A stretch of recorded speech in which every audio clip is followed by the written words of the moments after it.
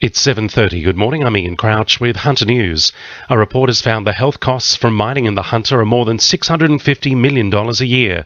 The report by the Climate and Health Alliance, which includes 2 former Australians of the Year, has called for new mines to be banned in the Hunter and moves to be made to phase out the coal industry. It says not enough is being done to protect the community from dust pollution, which is leading to serious health problems. Concerns are increasing for the job security of electricity workers in the Hunter ahead of the state government's planned electricity privatisation. The Fair Work Commission has been formally notified Ausgrid employees will hold a 4-hour stop work on March 3.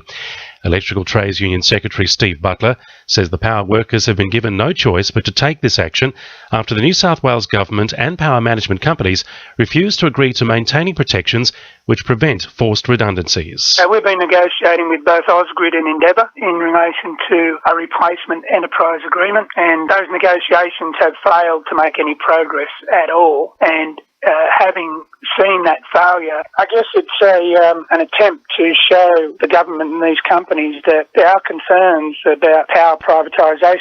More than 7,000 Novocastrians can expect a fine in the mail for failing to vote in Saturday's Ward 3 by-election. Around a quarter of voters either forgot or chose not to turn up and will now be issued with a $55 fine.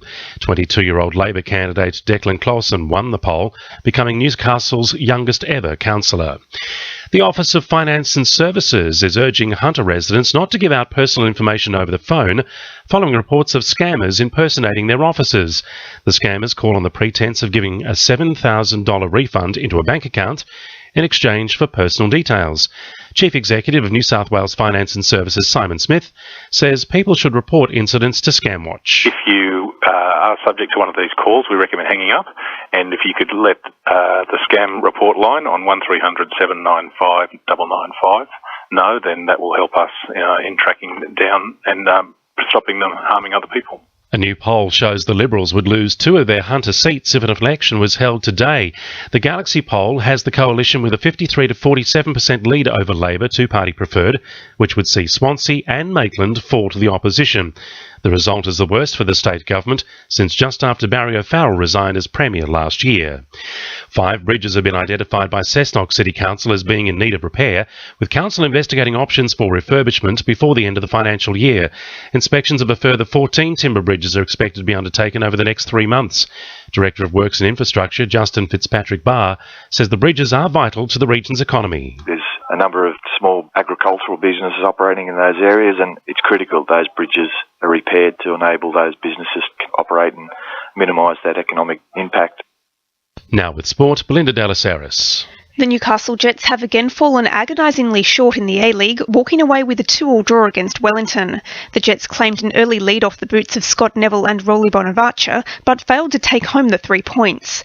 The skills of Roy Krishna and a late Jason Hicks free kick saw the Phoenix claw back into contention in the final minutes, but Jets coach Phil Stubbins says they're on the comeback trail. For us to come away the last 3 games with our head held high, we've had 3 very close games now. We've certainly worked hard enough for a win, but it wasn't to be.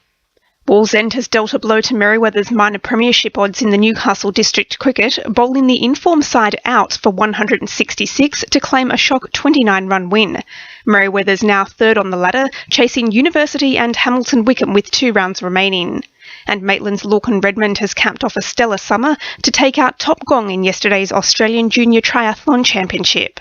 That's sport. I'm Belinda Delas Harris. To a new RFM News Time, 26 to 8.